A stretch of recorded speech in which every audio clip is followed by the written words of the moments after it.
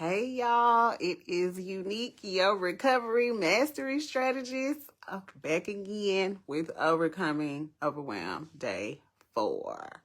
So if you've been tuning in, rule number 1, take your behind the bed. Rule number 2, make a list before you go to bed so you'll know what you got to do the next day. And rule number 3. What was rule number 3? Give yourself a second, right? Give yourself a second when you wake up in the morning so you're not scrambling trying to figure out what it is that you need to do. And today is day 4, the to-don't list. What do I mean by that? The to-don't list. You know, we typically hear about the to-do list. Right? Ironically, one of my followers asked me, what if you follow directions, but you still don't take care of things because it makes you too anxious? And that's where the to-don't list comes in, right? Look at these lists and you got this to do, this to do, that to do, this to do, that to do. And the reality is that some stuff will not get done. We just don't have the capacity to get everything done in 24 hours, let alone get everything done effectively in 24 hours. So some things just not going to get done, period. And that's where the to-don't list comes in. Like, it just is what it is. I have found myself on multiple occasions having to make an executive decision and fall back. Like, you just can't, you can't do everything.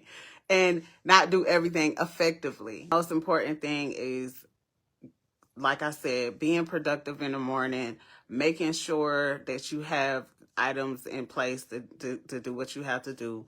And then the following morning, just give yourself a second to gather your thoughts. And then, like, you might have to make that executive decision. Like, some stuff just not going to get done. That's just the reality of it. Every moment, I have a friend that is celebrating a milestone, like a milestone in his recovery. Has never even been in recovery. However, I'm unable to support him right now. Like, I have stuff to do. And you're probably wondering, how are you making this video, but you got stuff to do? Well, my commitment to this video is just 5 minutes. So it's like, I got 5 minutes, but I don't have an hour to drive all the way out to where, you know, the event is and support him, which is probably going to be another hour, 2 hours, and then have an hour to drive back to my house and still have to do my homework, which is what I really have to do. Like, I have at least 2 assignments that are due tomorrow that I want to get done. And in order for me to do them effectively, I have delegated my time to, like, it just is what it is. I'm not going to make it. So that's where the to-don't list comes in at. Like, I send my well wishes, but I ain't going to be able to, you know what I mean? It is what it is. Like, it's not going to get done. And it's okay. I like to mention this TED Talk that I found by a young lady that was called The Magic of Not Giving a F, right? And the magic of not giving an F basically talked about how we have to create an F budget. And I'm being intentional about cursing because I don't want to curse on my channel, right? And I curse a lot, but I'm being intentional about not cursing.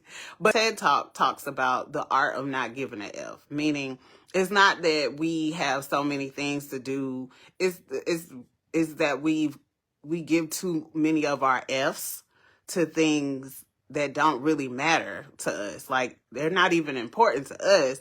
It's more so important to the people that are, you know, like, say, for instance, my friend. Like, I'm more so concerned about how he'll feel about me if I don't show up versus, do I really need to do this? Like, is this a mandatory thing? And a lot of times things ain't mandatory. And the art of not giving an F taught me how to create an F budget, right? An F budget is basically where it's like money, because time is money. You have to be strategic about how you spend your time, money, and energy. There are some things that we just have to give an F about, right? We have to give an F about going to work. I have to give an F about, you know, engaging in my recovery. I have to give an F about going to school. Like, those are things that I have to, you know, like, we just have those have tos, but some things we don't. is where the to-don't list comes in. Like, if you're anything like me, a part of like a society within a society, there is always something going on. Somebody is always doing something. Somebody's always got a birthday, a celebration, an engagement, or like, I just don't have the capacity, which is where the don't list comes in. Like, I'm not going to be able to support you. I love you to pieces. I've been able to see who really care, because I'm not just not going to support you because I'm just being an a-hole. I'm not supporting you at this time because I have things that I have to attend to for myself. That's where the to-don't list comes in. Regards to that question, which again was, what if I follow distractions? What if I follow directions but still don't take care of things because it makes me too anxious? Like, the reality is something has to go. Something has to go.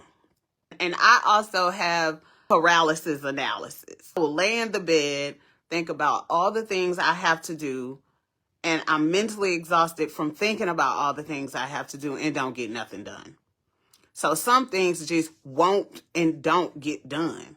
That's really no fault of your own. I mean, we're human. We have 24 hours to do the things that we're called to do in the world that day, and some things just not gonna get done. I'm not the one to be like, grind harder. You know, I'm not E.T. You know what I'm saying? I love E.T. E.T. gets you going. Like, he make you want to run through a wall. You know what I mean? As he said. But the reality is, some people we have to pace ourselves. That don't mean avoid the important things, but some things we just do not have to care about. It's not that we don't care. They just don't have to get done.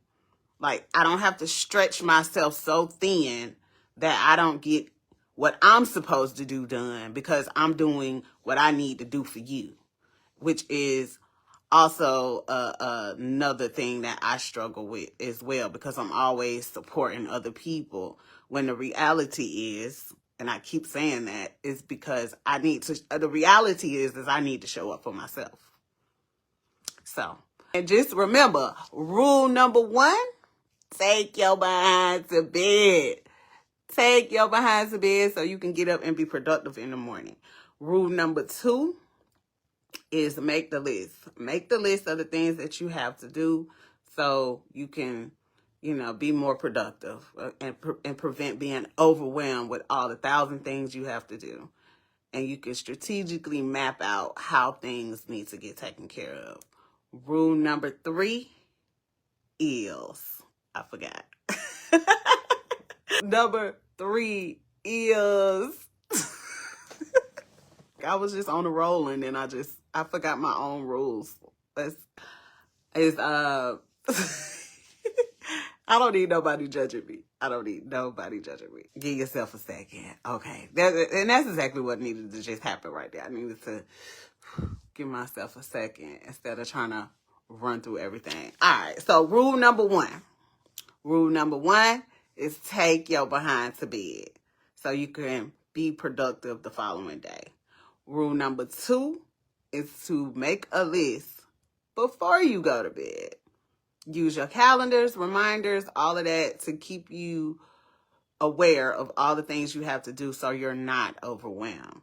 Rule number 3, when you wake up in the morning, give yourself a second.